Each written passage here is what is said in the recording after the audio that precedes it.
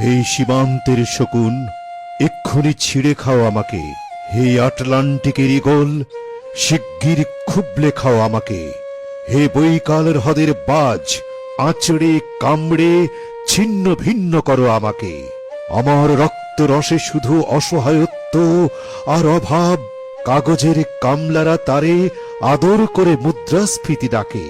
ঋণের চাপে নীল হয়ে যাচ্ছে আমার অনুচক্রিকা। সংসার চালাতে অন্তরে হয় ইন্টারনাল ব্লিডিং। কি আশ্চর্য, তবু আমি মরছি না।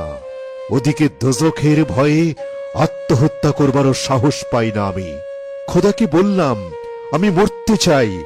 তিনি বললেন, বেঁচে আছো কে বলল? সহস্রাব্দ উন্নয়নের সাক্ষী হিসাবে রাজা তোমাকে মমি করে রেখেছেন। বাজারে দীর্ঘশ্বাস ফেললে নাকি রাজ্যের ভীষণ বদনাম হয়। রাজারও মন খারাপ হয় খুব। কোতোয়ালরা ফরমান জারি করেছে, আমাকে সারাক্ষণই হাসতে হবে, নইলে দেশি কুকুর ও বিদেশি মাগুরকে একবেলা ভালো মন্দ খাওয়ানো হবে আমার মাংস দিয়ে। নিত্যদিন ব্রয়লারের ভুঁড়ি নাকি ওদের ভাল লাগে না। অথবা আমাকে ভাগ দিয়ে বেচা হবে। মানুষেরও তো মানুষ খাওয়ার স্বাদ হতে পারে, তাই না? ভাগ্যিস তা বিদেশি সুপার শপে বিক্রি হবে না। দেশি মানুষেরই তো হক বেশি আমাকে খাওয়ার। এ দোজখেই যখন নিয়তি, তখন আমি উদাম হয়ে ডাকছি দুনিয়ার শ্রেষ্ঠ মাংসাশী বিহগদের।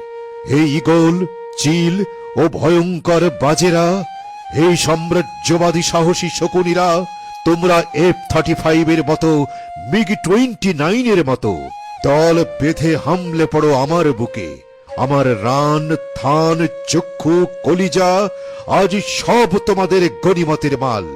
দেশি শোর খুবলে খাওয়ার আগেই আমায় ইচ্ছে মতো ছিঁড়ে খাও তোমরা। দোহাই, শুধু মস্তিষ্কটা খেও না আমার, তাহলে শীঘ্রই দাস হয়ে যাবে তোমরাও।